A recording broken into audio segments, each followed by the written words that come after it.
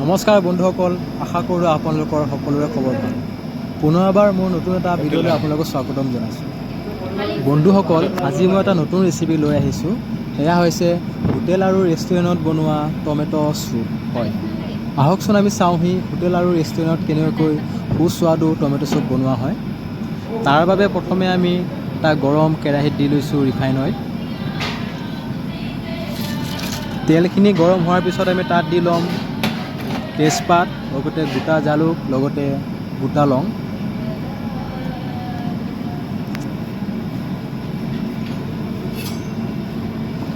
মছলাখিনি অকণ গৰম কৰি ল'ব লাগিব। তাৰপিছত আমি দিম ক্ৰাছ কৰি লোৱা নহৰু। নহৰুখিনিও আমি লাইট ব্ৰাউন কৰি ল'ব লাগিব। যিহেতু আমি চুপ বনাই আছোঁ, সেইকাৰণে নহৰুখিনি বেছি ব্ৰাউন কৰিব নালাগে।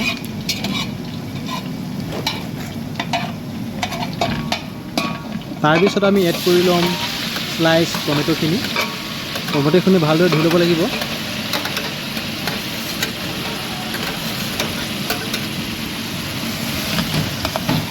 টমেটোখিনি আমি হালকা চা চতে কৰি ল'ম।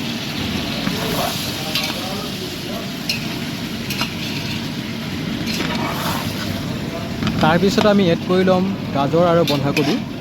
গাজৰ আৰু বন্ধাকবি দিলে টমেটো চুপৰ টেষ্ট বাঢ়ে। ভালদৰে গোটেইখিনি চব্জি আমি ভাজি ল'ম। তাৰপিছত এড কৰিম আমি নিমখ সোৱাদ অনুসাৰে। তাৰপিছত এড কৰিম আমি আজিনামটো। আপোনালোকে ইচ্ছা কৰিলে ব্যৱহাৰ কৰিব পাৰে, নহ'লে নকৰিলেও হয়, কিয়নো আজিনামটো দিলে চুপেই হওক বা যিকোনো খানাই হওক তাৰ টেষ্ট অকণ বেছি হয়। তাৰপিছত আমি এড কৰিম চেনিৰ পাউডাৰ।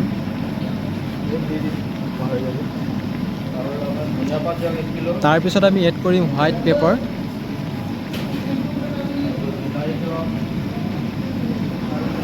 তাৰপিছত এড কৰিছোঁ আমি ব্লেক পেপাৰ।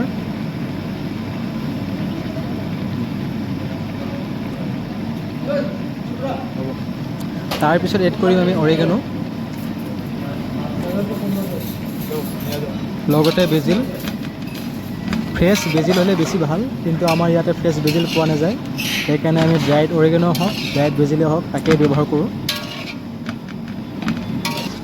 তাৰপিছত এড কৰিম আমি ধনিয়াৰ গুড়ি, কিয়নো ধনিয়াৰ যিখিনি গুড়ি হয় ডাণ্ঠা, সেইখিনি দিলে চুপখিনি টেষ্ট আহে।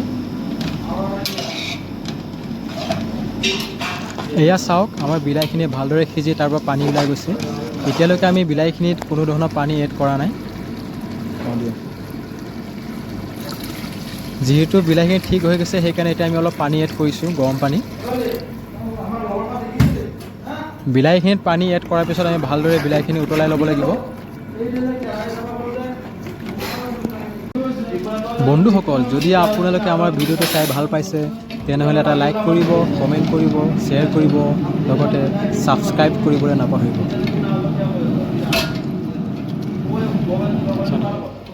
বিলাহীখিনি সম্পূৰ্ণৰূপে সিজি গৈছে। এতিয়া আমি বিলাহীখিনি ষ্টেণ্ড কৰি ল'ব লাগিব। তাৰ বাবে এটা ডাঙৰ ষ্টেণ্ডাৰ লৈছোঁ আমি, তাতে গোটেই বিলাহীখিনি দি ল'ম। বিলাহীখিনি তাতে দি ভালদৰে চাকি ল'ম।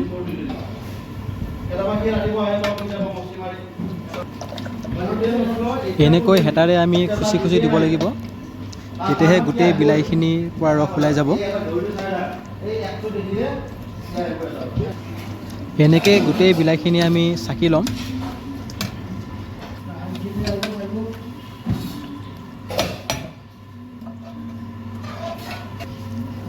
এয়া চাওক, বিলাহীখিনি আমি ভালদৰে চাকি লৈছোঁ।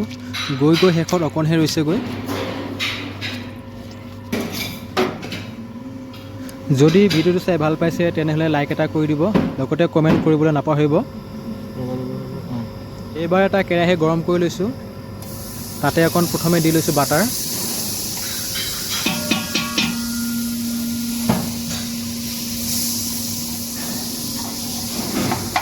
বাটাৰখিনি আমি ভালদৰে মেল্ট কৰি ল'ব লাগিব।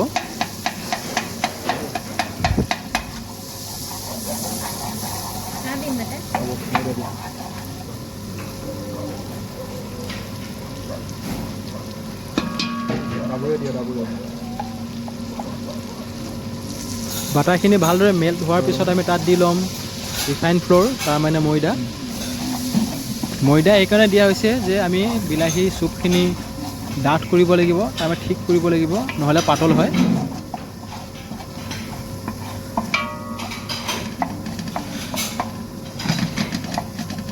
এইখিনি বেছি ব্ৰাউন কৰিব নালাগে, কিয়নো ব্ৰাউন কৰিলে চুপৰ কালাৰটো বেয়া হৈ যাব। আৰু এইখিনি বস্তুক আমি ৰু বুলি কওঁ হোটেল আৰু ৰেষ্টুৰেণ্টৰ ভাষাত। আৰু ইয়াকে যদি অলপ বেলেগ ধৰণে বনোৱা হয়, ইয়াৰ পৰাই বনে আপোনালোকৰ হোৱাইট চচ, যি নেকি হোৱাইট চচ পাস্তাত ব্যৱহাৰ হয়। যদি আপোনালোকে হোৱাইট চচ পাস্তাৰ ৰেচিপি বিচাৰে বা হোৱাইট চচৰ ৰেচিপি বিচাৰে, তেনেহ'লে আমাৰ চেনেলটো ভিজিট কৰিব পাৰে। তাতে আমি বিভিন্ন ধৰণৰ কণ্টিনেণ্টেল ডিছেই হওক, ইণ্ডিয়ান ডিছেই হওক, সকলো ধৰণৰ ডিছৰ আমি ৰেচিপি শ্বেয়াৰ কৰা আছে। আপোনালোকে চেনেলটো ভিজিট কৰি চাব পাৰে।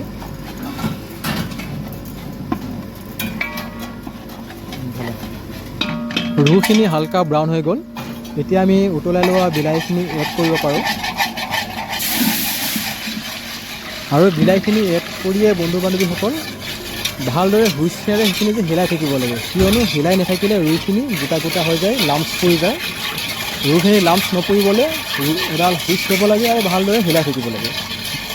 যদি ভিডিঅ'টো চাই ভাল পাইছে তেনেহ'লে লাইক কৰিব, কমেণ্ট কৰিব, লগতে ছাবস্ক্ৰাইব কৰিবলৈ নাপাহৰিব বন্ধুসকল।